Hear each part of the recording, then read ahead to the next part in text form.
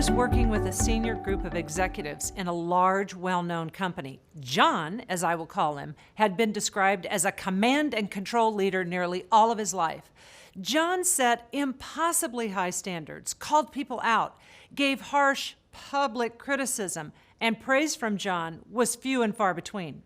When I met John, he was in a simulation in which he was randomly assigned to be a subordinate. For the first time, John experienced what it was like to be bossed around and not consulted. The experience of being out of the loop was a wake-up call for John, and as a result, he decided to become a more participative leader. So how can we help John?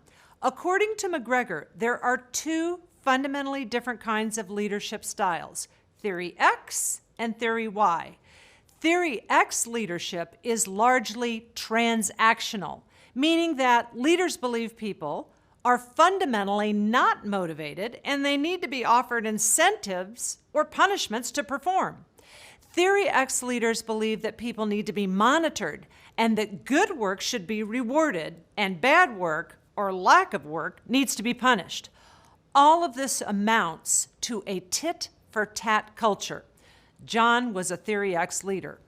A very different view is Theory Y leadership, which is based on the outlandish idea that people want to contribute and are self-motivated to perform good work. Theory Y leaders are transformational, meaning that they inspire people to excel and contribute, not by administering rewards and punishments, but by empowering others and giving them authority. This creates a gift culture where people are not adding up costs and benefits, but they are actively contributing to the enterprise. Another question when it comes to leadership is, should managers focus on getting the work done or attending to the people? Task-focused leaders are highly agentic and focus on getting the work done, meeting performance objectives, and being productive. In contrast, person-focused leaders care about the people, their welfare, and seek to build trusting relationships with them. Let's use Blake and Mouton's leadership grid to explore 5 possible types of leaders. The authority obedience manager is high task, low people. The authority obedience leader focuses so much on the task, the people often don't feel appreciated. The country club leader focuses so much on the people that no work is getting done.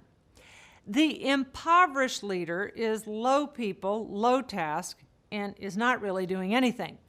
Team managers are high people and high task. Team leaders focus both on the people and the work to be done. Most of us tend to be middle-of-the-road managers. We know we should be attending to the task and the people, but we're falling short.